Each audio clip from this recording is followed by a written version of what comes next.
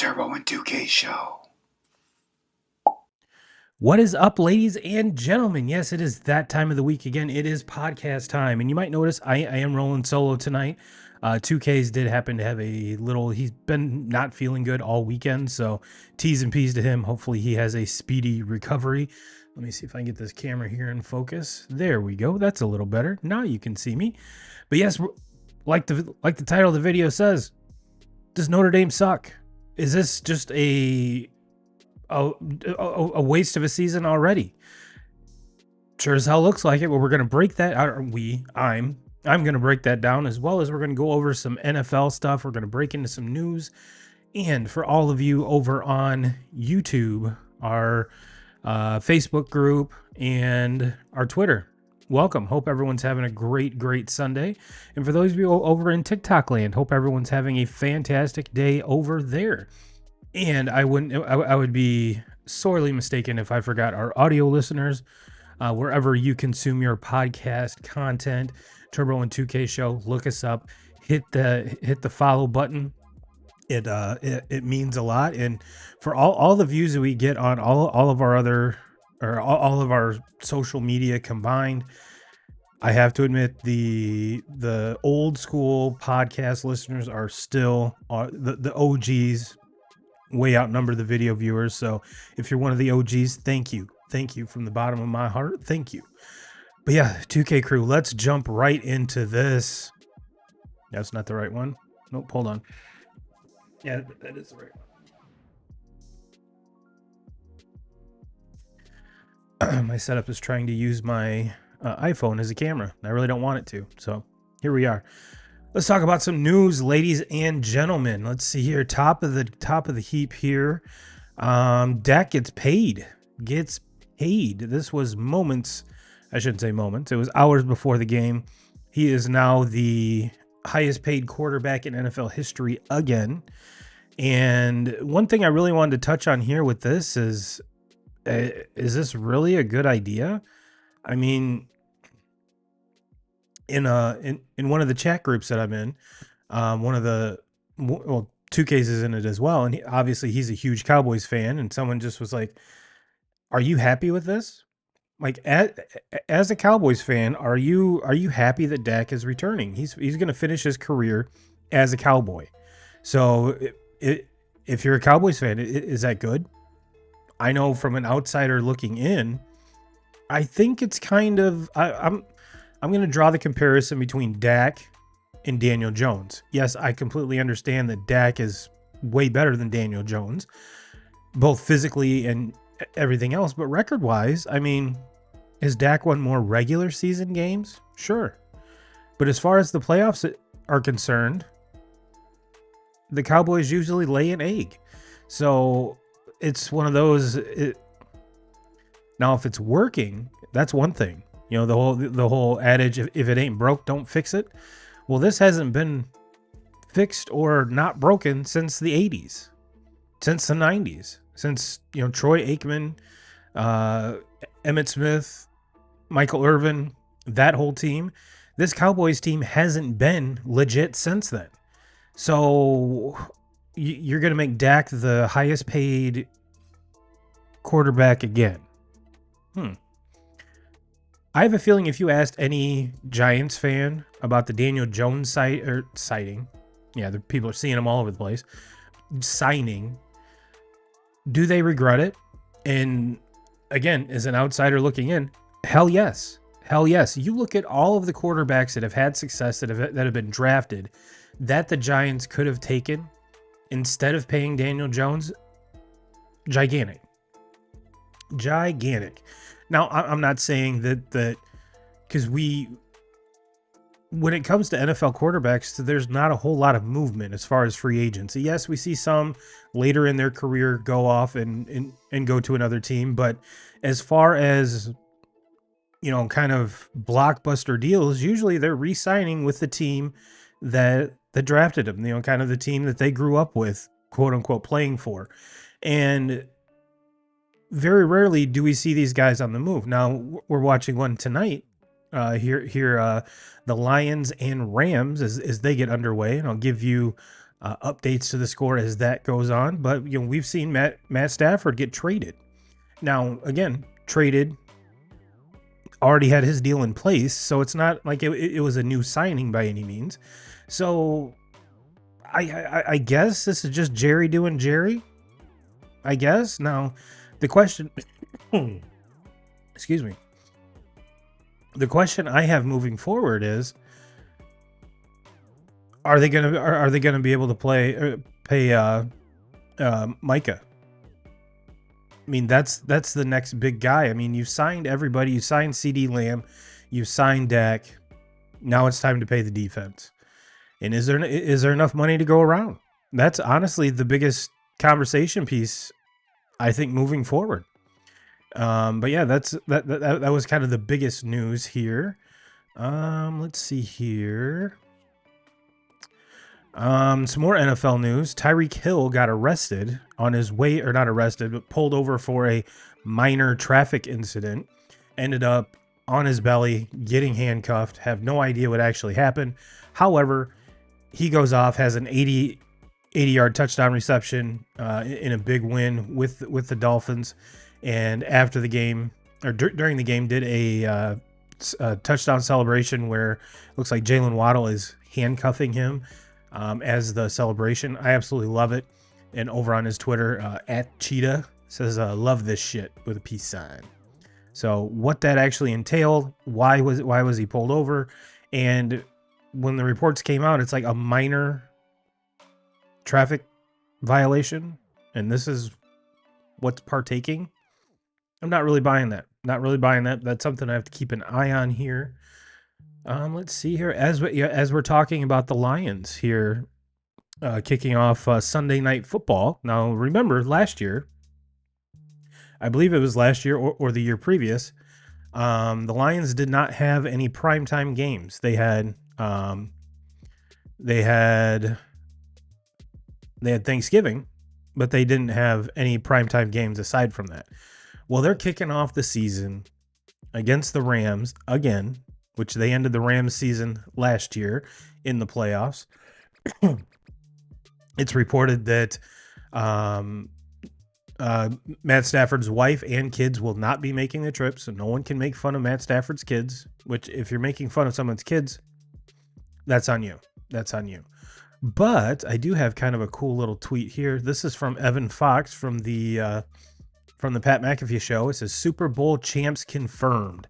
And the picture has Mike Ditka next to MCDC, and it says, Ditka won a Super Bowl with the Bears. It says played for the Bears, was a tight end, wore number 89, hired Bears coach, first season rebuild, second season rebuild, third season division champs, lost to Niners in the championship game, fourth season, won Super Bowl. Now you look at Dan Campbell on the other side of this graphic, played for the Lions, also was a tight end, also wore number 98, hired Lions coach, first season rebuild, second season also a rebuild, third season divisional champs, lost to the 49ers in the NFC championship game, fourth season, question marks. And I tell you what, 2K crew, 2Ks and I have been buying what Dan Campbell's been selling since he was hired as the Lions coach. Now, did the success immediately come with that? No, like we just mentioned in that graphic, 1-2 seasons of rebuilding. That's kind of the norm. Because if the team was having success, they would have stuck with the coach that got him there, rather than firing, said coach and now moving in a whole different direction. So there has to be some rebuild time. I get that. Yeah, I do find it ironic that they were both tight ends. They both wore number 89, and they were both drafted to the teams in which they are coaching. Will history repeat itself? I honestly think the Lions this is the best chance the Lions have to win a Super Bowl in my lifetime. Let's put it that way.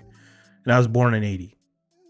So if that graphic is going to come true, this is quite possibly the best year so far, at least of my lifetime. And I for one am super, super excited about this.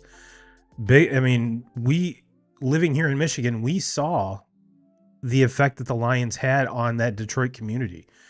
Now, granted, I think there's some of the sports mojo, if you will, that was sucked out of the Tigers, that was sucked out of the Pistons, slowly distributed to the Lions and the University of Michigan, which the University of Michigan sucked all the sports mojo out of Michigan State and did what they did last year. So I'm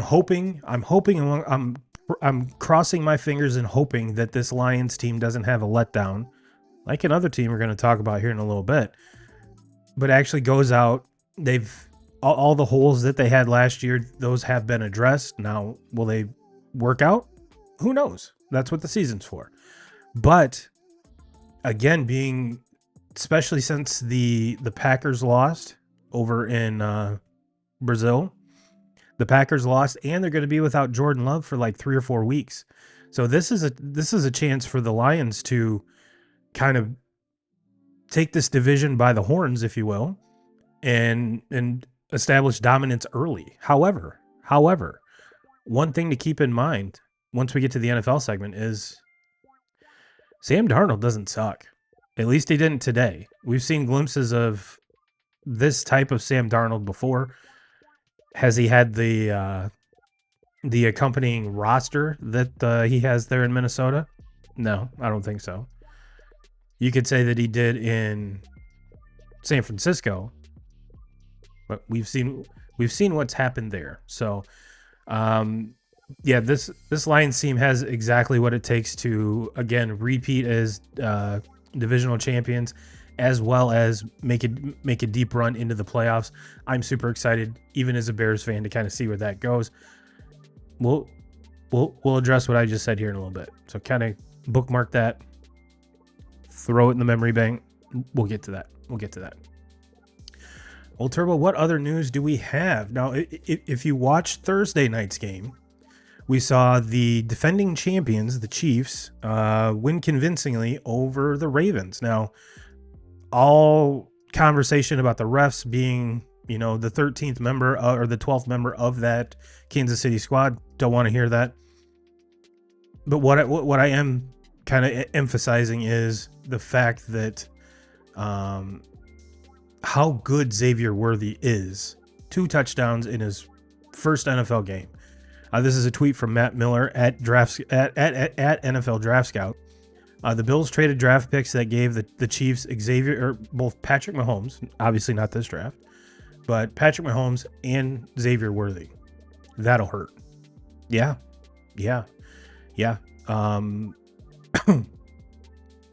I wouldn't count Josh Allen out quite yet, but the one that's forefront right now that's making a huge impact and the most news is the Xavier Worthy trade.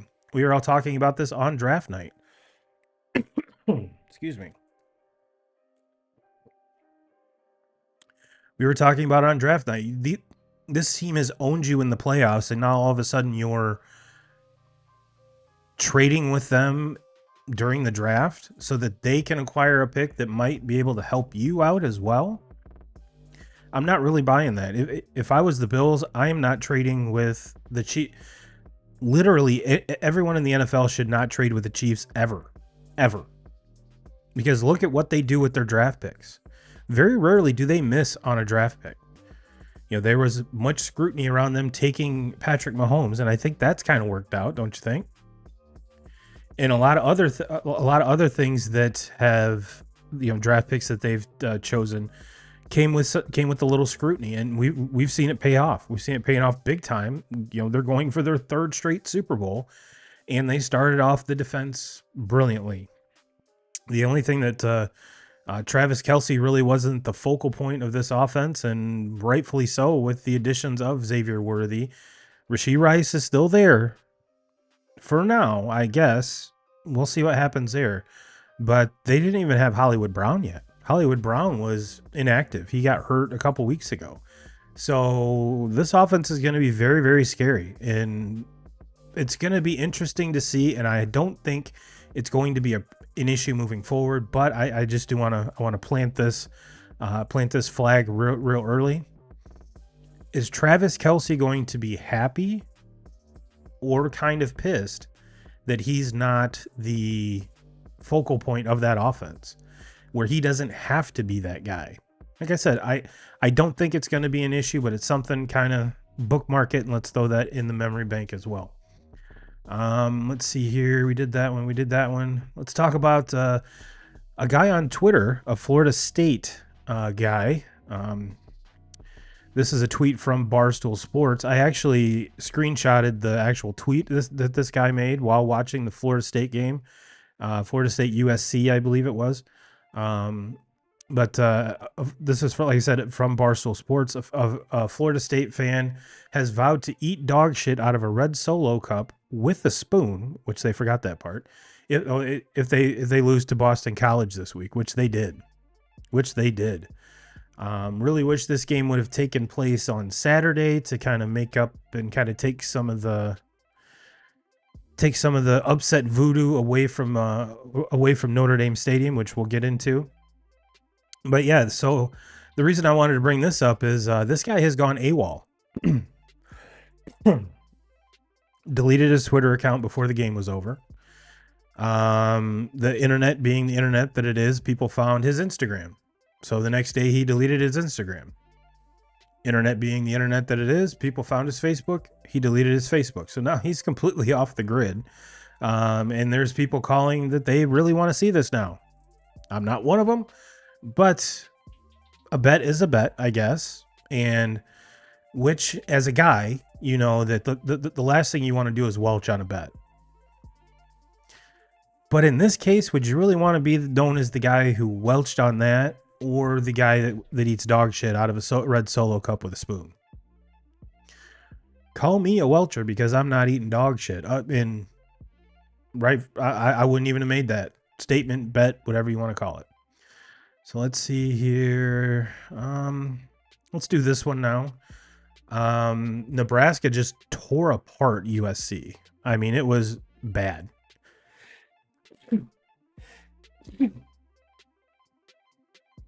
Excuse me. For those of you that I just blew your eardrums out, I do apologize. But yeah, the Colorado looked bad. Colorado looked really bad. And it wasn't even so much the defense this game, because I honestly thought this would be a shootout. I figured it'd be each team in the 50s. Not only did that defense get exposed yet again, but I think the offense did. And we're seeing offensive line issues, defensive line issues. That whole team is just completely in flux. And when you try to do the John Calipari and bring in a whole new team every year, I don't think it works that way in football. And we saw Shedeur Sanders leave the field with 2 minutes left to go in the game. I mean, that's not a good look. Excuse me, that's not a good look. So let's see here. This is from Old Row Sports on Twitter. It says Colorado football in a picture of a Louis Vuitton trash bag. Louis Vuitton trash bag. So I just thought that was funny.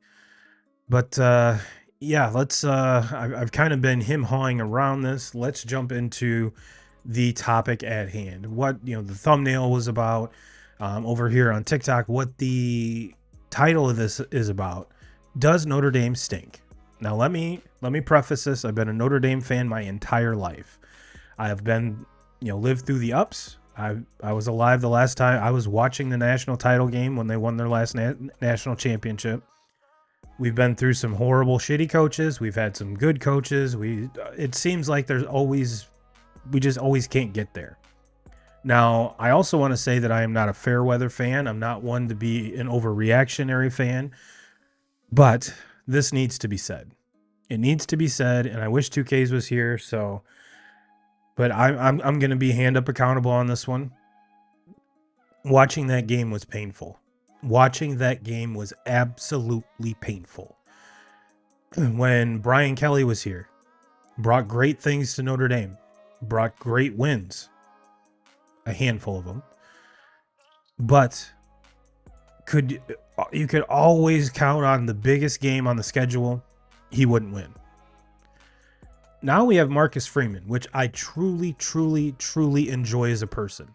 I love watching him operate. I love his demeanor. I love his attitude. I love the way he recruits players. I love the way the players play for him. And the complete opposite of Brian Kelly, where he wins the big games. But the problem is, he's losing the games you can't lose. As I'm watching that game Saturday, I am just like I'm sure a ton of other Notre Dame fans throughout the country and the world. This is Marshall. This is Marshall again. This is Marshall again. This is completely unacceptable. And I know we talked about Riley Leonard a little bit last week. And the more I thought about it after leaving the show, I'm like, I didn't even mean a lot of the things that I said. And I know it seems rather bandwaggy to kind of jump on and bury this guy, but after watching two games, he has not thrown a touchdown pass. Now, granted, he has rushing touchdowns, but does not have a single passing touchdown. This is not 1970, 1960, 1950.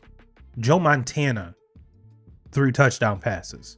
Joe Theismann threw touchdown passes.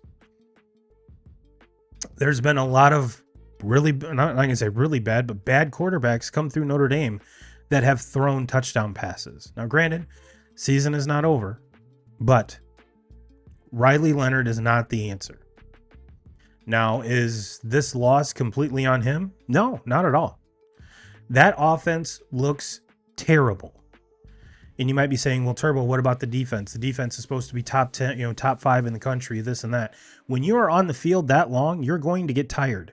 You're going to get worn down because for whatever reason, this new OC, which we got from, he's back at Notre Dame again after leaving USC, or not USC, but LSU.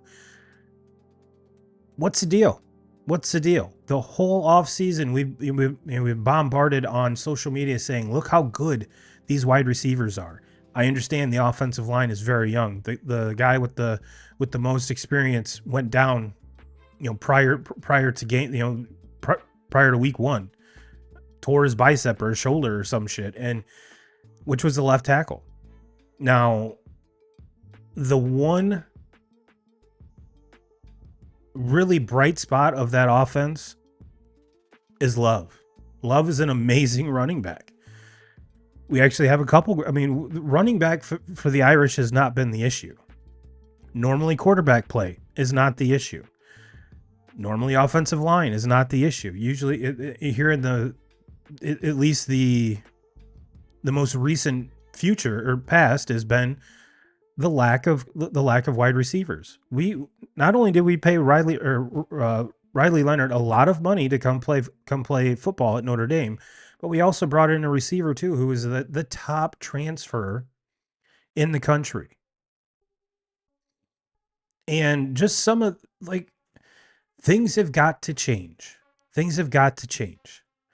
There was one of the guys on Twitter who hosts the Notre Dame, it's like Dos Leprechauns or some shit. Very well established Notre Dame podcast, very well respected. But he flat out said this morning on Twitter that I'm not watching any of the games. I'm going to go play golf and enjoy myself on Saturday mornings and Saturday afternoons. And if the score looks good or is compelling to watch, then I'll watch the replay. Now, I'm not saying I'm there. But I do have one more tweet here about the Irish. Oh, here, I did grab this. The Four Horsemen podcast. It says, I'm dead serious. I'm not watching a single game live the rest of the season. I'm playing golf on Saturdays and enjoying my day. I'll check the scores afterwards and determine if I'll watch the game back on replay.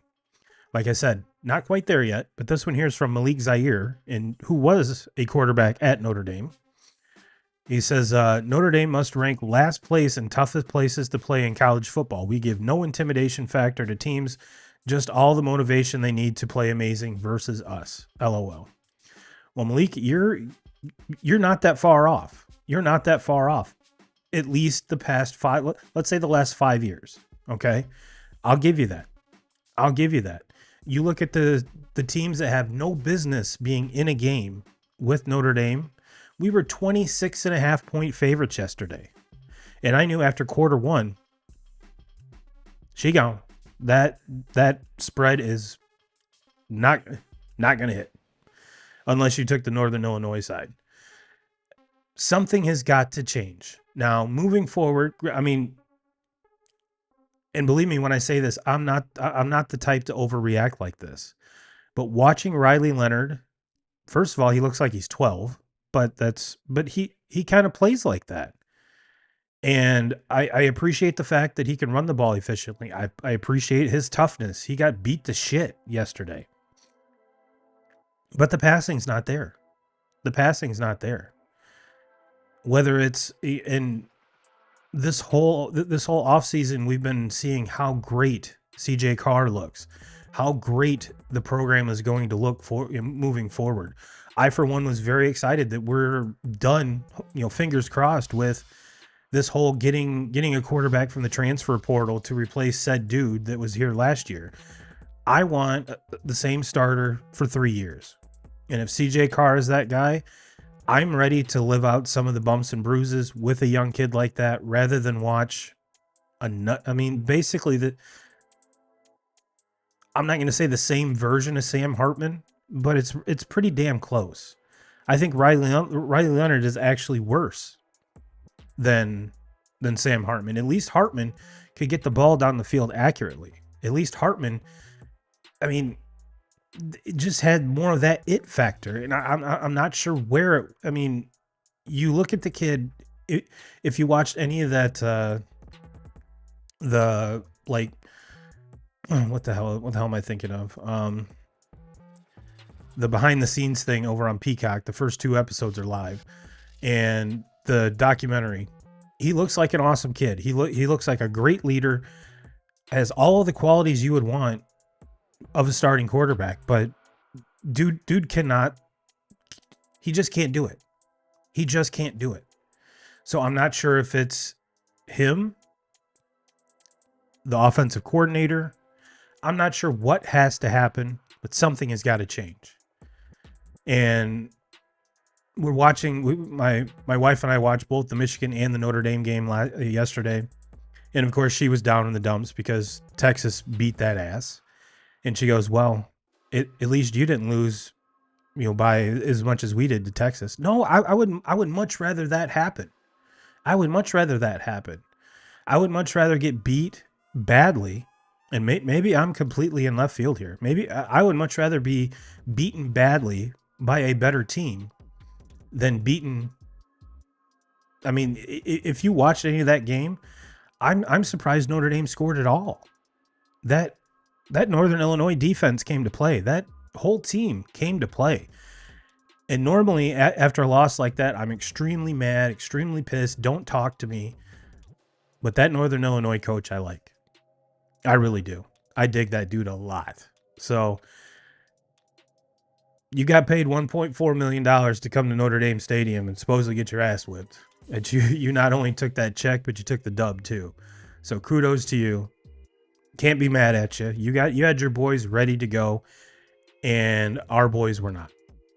And the whole Muhammad Ali adage, everyone has a plan until they get punched in the mouth.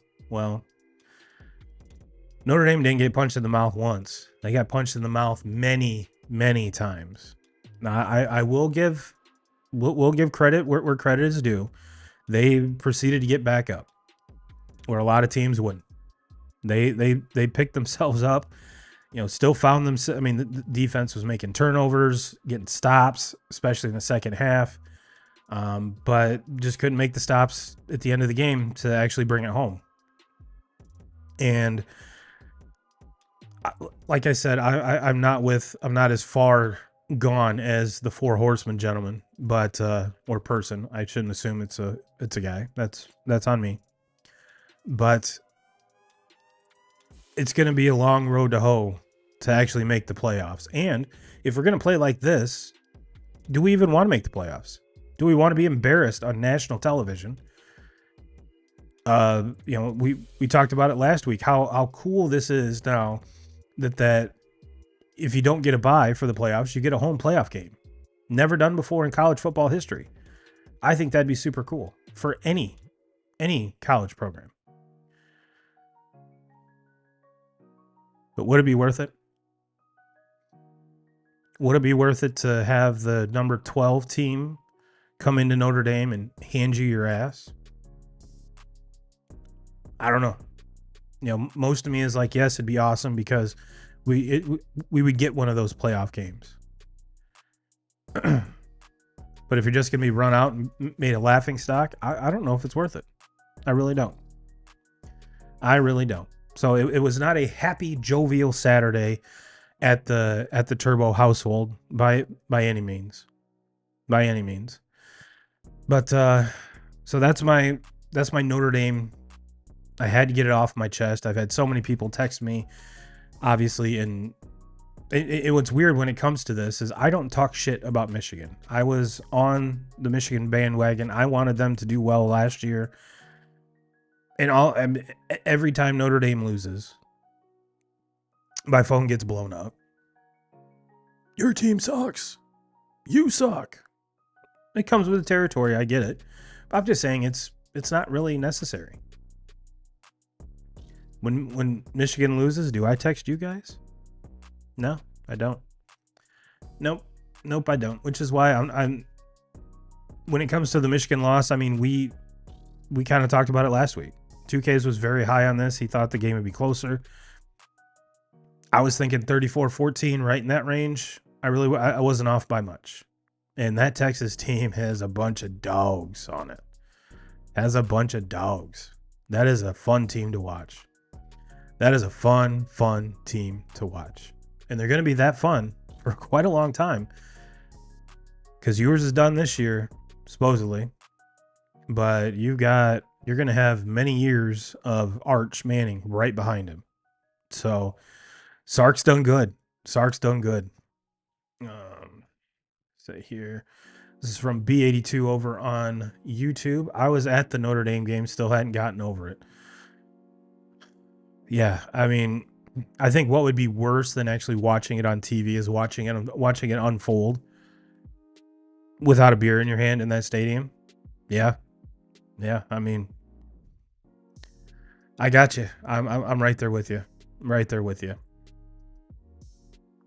Well, now that all the sad stuff's over, let's talk about some NFL football. Dun dun dun dun dun dun dun dun dun dun dun dun dun dun dun.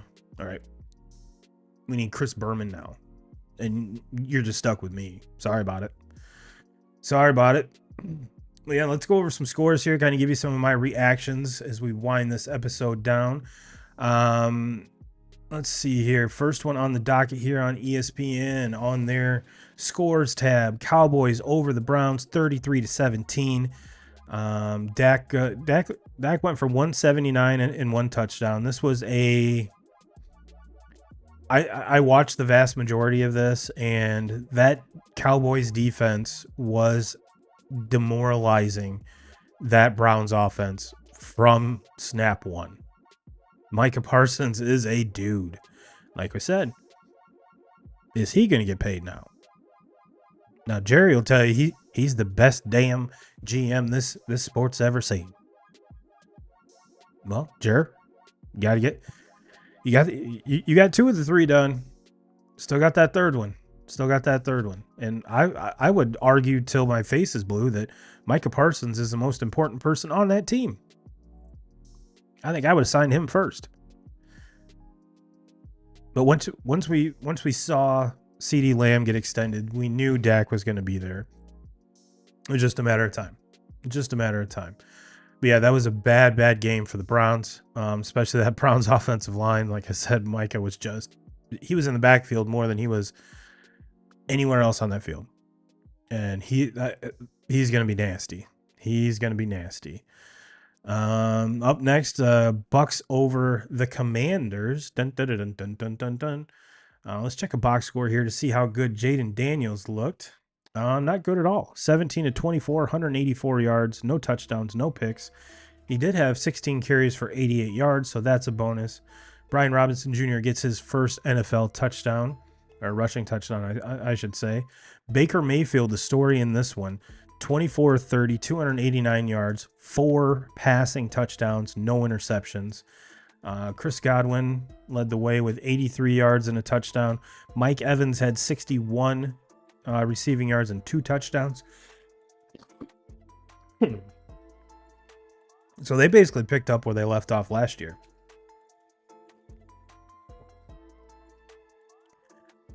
Excuse me. Allergies are hitting hard today.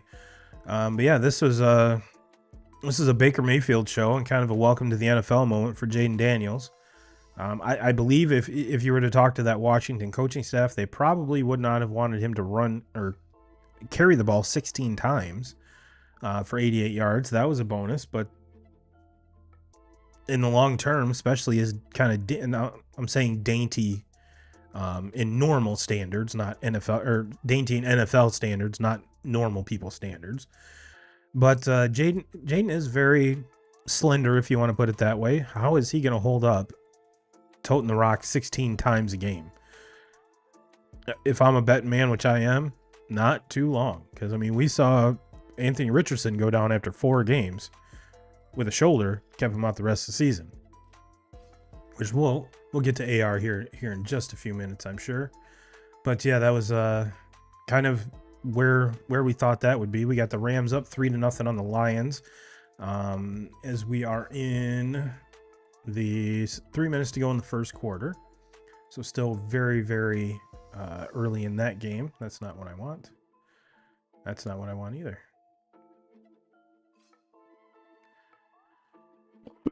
Excuse me.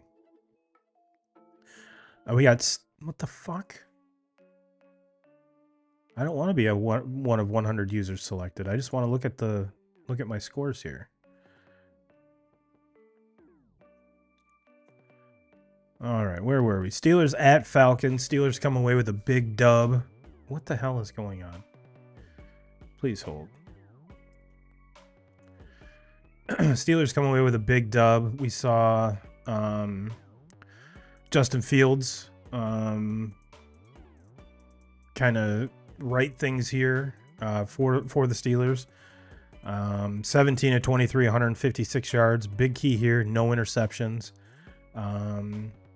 And he didn't lead. He had 14 carries for 57 yards. Najee Harris had 20 carries for 70. And George Pickens had 6 catches for 85 yards. Kirk Cousins probably not the home debut with the Falcons that he probably wanted. Going 16 to 26 for 155 yards, a touchdown, and 2 interceptions. Bijan has a big game, 18 carries, 68 yards.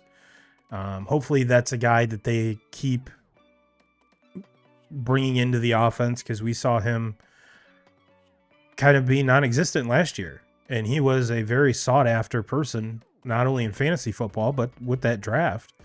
And Kyle Pitts gets a touchdown. So great start for Kyle Pitts. Kirk Cousins loves tight ends. Hopefully that continues. But I have a feeling this Atlanta Falcons is not going to be as bad as this moving forward. Just 10 points really isn't going to cut it. Really isn't going to cut it. But we got Bills Cardinals. Big game here. I think everyone was really hoping to see kind of the coming out party of. All right, ESPN, this is really pissing me off. We wanted to see how progressing back from injury, how Kyler Murray was kind of going to react. How this team can't be as bad as they have been the past couple years. They draft Marvin Harrison Jr., and I believe he had 1 catch for like 4 yards. Probably not the start he wanted. Let's check the box score here. Kyler goes 21 of 31 for 162 yards and a touchdown. Josh Allen goes 18 of 23 for 232, 2 touchdowns, 0 interceptions, which is going to be the key for Josh moving forward. Kyler also had 5 carries for 57 yards. James Conner, 16 carries, 50 yards, and a touchdown. Josh Allen ran the ball 9 times, had 2 rushing touchdowns. So this is kind of I have a feeling this is going to be the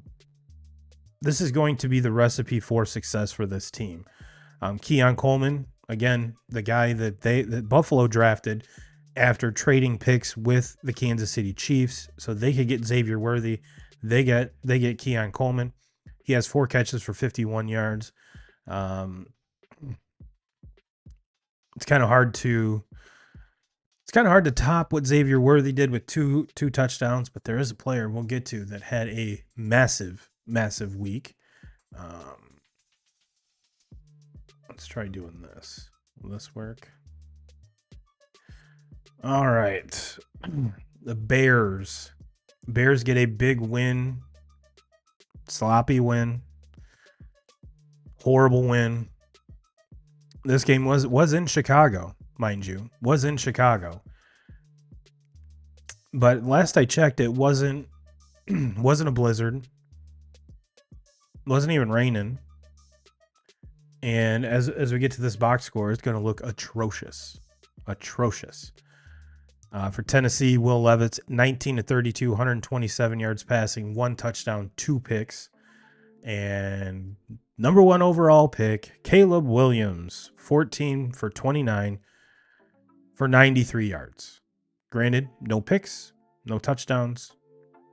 DeAndre Swift has 10 carries and 30 yards in his Chicago Bears debut. Tony Pollard, 16 carries, 82 yards and a touchdown for his Tennessee Titans debut. Calvin Ridley, 3 catches for 50 yards in his Titans debut. DJ Moore leads the way, receiving with 5 catches for 36 yards. Rome Odunze only has 1 catch for 11 yards. Yeah, this was a hard watch. Hard watch. And I did watch it. And that Bears defense looks good. I'm not saying they're world beaters by any means, beating up on the Titans like this. But I'm actually shocked so many people were high on the Titans. I didn't get that. I didn't get that at all. But the Bears defense looks good. That offense is kind of like Notre Dame's. Figure it out. This is something we need to do. Kind of the upset of the day here, 2K crew. Patriots go into Cincinnati and steal one from Joe Burrow and the Bengals. All right, this has got to stop.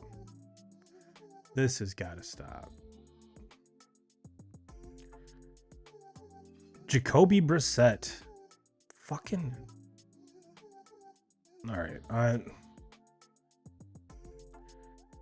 Google, you and I are not friends. Stop it. 15-24, 121 yards. Joe Burrow, 21-29, 164 yards. Neither one threw a touchdown. Neither one threw an interception. Ramondre Stevenson, the guy, if you watch any of the fantasy football experts say, this guy's going to be a bust. They're going to stack the box, and he's not going to go anywhere. 25 carries, 120 yards, and a touchdown. Zach Moss on the flip side, 9 carries, 44 yards, and a touchdown. Leading the way receiving-wise for New England. Austin Hooper, 2 catches, 31 yards. Jamar Chase on the other side, without a contract and was supposedly playing sick. 6 catches for 62 yards. Big win for Gerard Mayo and the boys in New England. And coincidentally enough, this game was the number 1 pick in most survivor pools. So if you picked the Bengals week 1, you're out. Give me your money week 1. You're done. All right, see here. Let's go back here. We did that one. Another big game, Texans at the Colts. The Texans come away with a 29-27 dub in Indianapolis. This Texans team, 2K crew, looks good. CJ Stroud picks up where he left off last year. 24-32, 234, 2 touchdowns.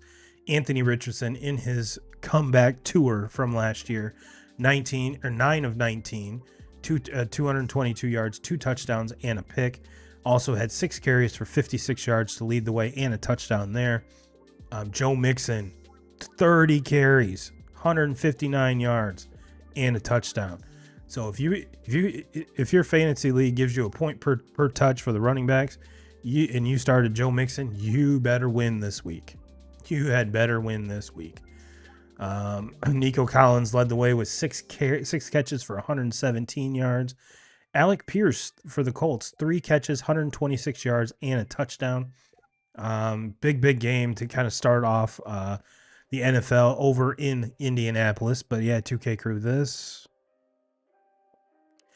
Texans team is for real. I can see why a lot of folks picked them for their, I'm not going to say a sleeper Super Bowl pick, but let's call them a very trendy Super Bowl pick. And if you're not on the bandwagon, I think you probably should. And there's plenty of room to get on. Jags go over to Miami. Miami gets a big win, 20-17. Tua has a huge day, 23 of 37, 338 yards, and a touchdown. No picks.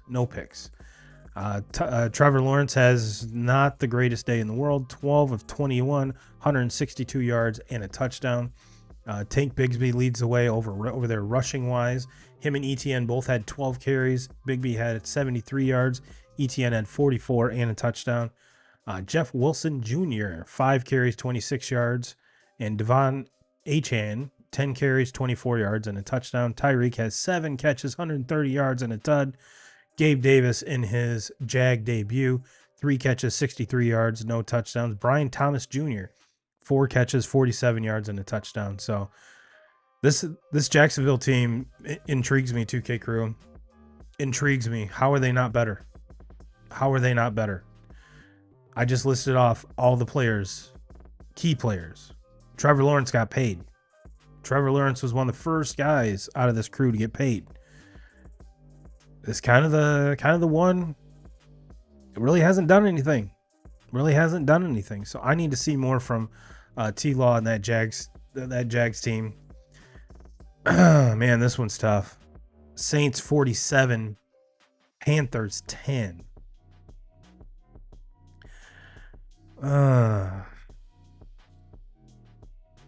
This Panthers team is terrible. And not because they lost 47-10. But if you look at what they gave up to draft Bryce Young, and he goes 13 of 30, 161, 2 picks. And you might be saying, well, Turbo, your Bears drafted Caleb Williams, number 1 overall. He didn't even have 100 yards. I can't argue with you there. I really can't. But Bryce has been doing this for a whole year. And it's not like the cupboard is empty with talent in Carolina. Miles Sanders has 22 yards rushing. Chuba Hubbard has 14. Bryce Young himself has 12. Adam Thielen has 49 yards receiving. This team should be better. It really should. Really should be better. Let's see here. I missed a comment from B82. He says, I spent $300 on one ticket right behind the the Notre Dame bench, row 1. That's a hell of a seat, kid. That's a hell of a seat. I've been right about there, but 30 rows up instead of 1. But yeah, the game you think that should be just a huge cakewalk, and we see a very easy Notre Dame win. They rip your heart out.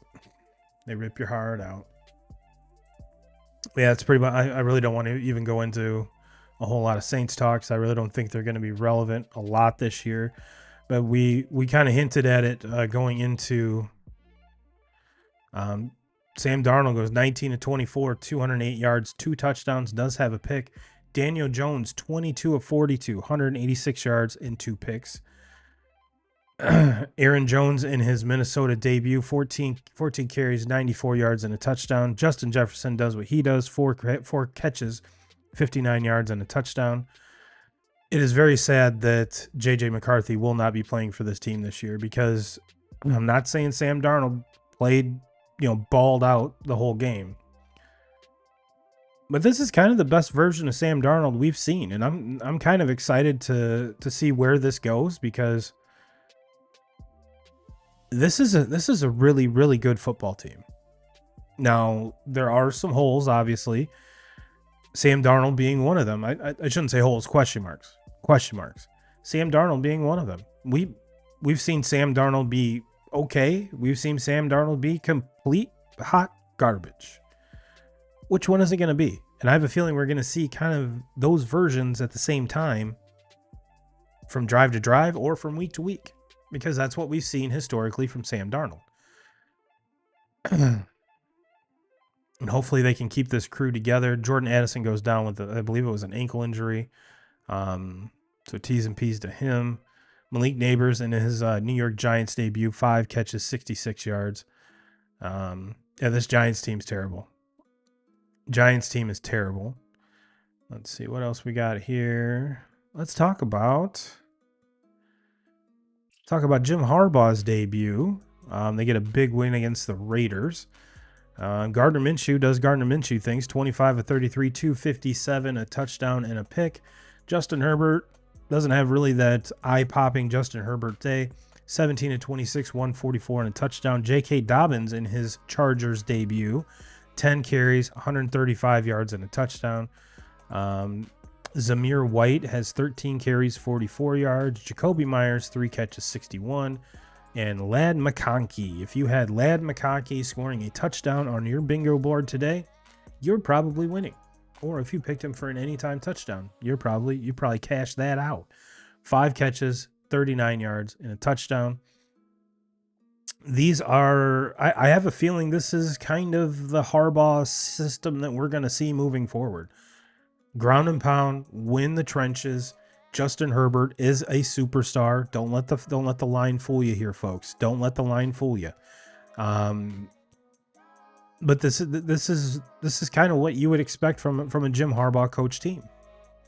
So, and that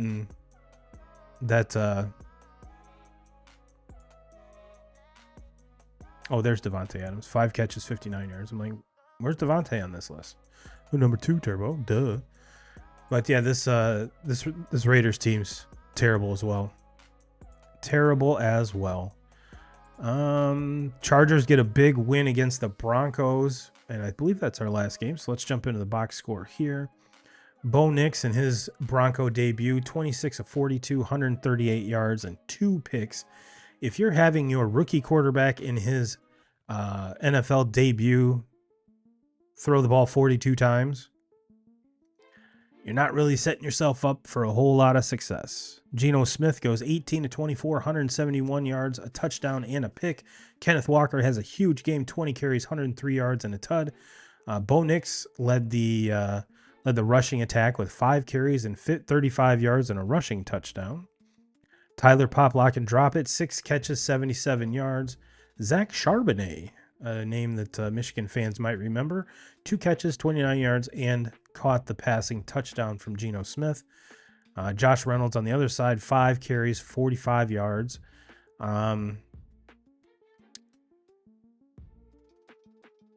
This Denver team, I'm not sure what to think about.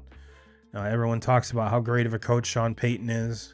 Everyone talks about, he's the quarterback whisperer.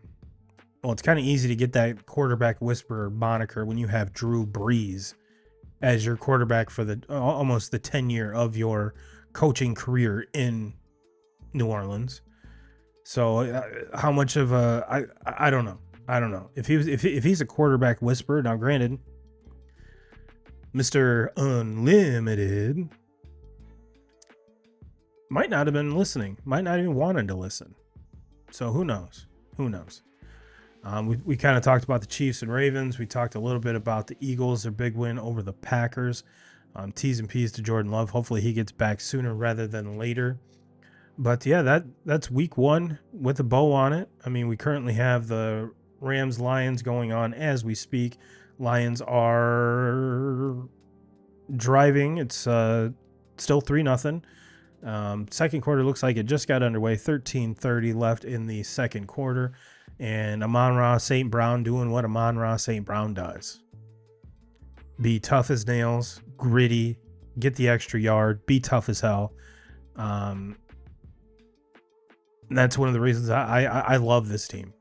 I love this team. I love the grit. I love everything they're about. If they happen to lose this game tonight, I'm not going to worry about it. It is interesting to see this defense without Aaron Donald, though. That is the big takeaway. My big takeaway so far. But they seem to be keeping the Lions out of the end zone, which we saw last year could be hard to do. I mean, that offense, especially Jared Goff, is beloved in Detroit, and rightfully so. You've got arguably the best running back tandem in the league. You've got a very, very good receiving core. You've got one of the best up-and-coming tight ends in Laporta. That offensive line is the best it's been in decades. It's the pass defense still is where this team, if they do come up short, is going to come up short. And that would have been fucking awesome. Laporta just barely out of his reach. But they're going to settle for a field goal. So they should go up. It should tie the game 3-0. But like I said, if you watch that Notre Dame game, not sure why in the hell you're kicking a 70-yard field goal. Why not? That seems legit. I think we'd have a much better chance at a Hail Mary. Just my thoughts. Just my thoughts. And that's all I am. I'm just a man with thoughts and a microphone right now. And the best audience in the world, 2K Crew. You guys are absolutely amazing. I will get you out of here on this. B82, thanks for stopping in and chatting with us. Thank you, TikTok, for being here. Thank you, everybody, for these solo shows are not easy. And I know they're not the best content, but I try to be here as often and as much as I can for you guys and gals. So it is what it is. We said early on, just rub some dirt on it and let's keep going. So this is what you get. A turbo solo show. Hopefully next week we'll be doing the way too early NFL picks, me and 2Ks. Maybe we can get Christian in here as well. And I will get you out of here on that. 2K Crew. Everyone have a great week. And as always, Jim Rome, we're coming for you.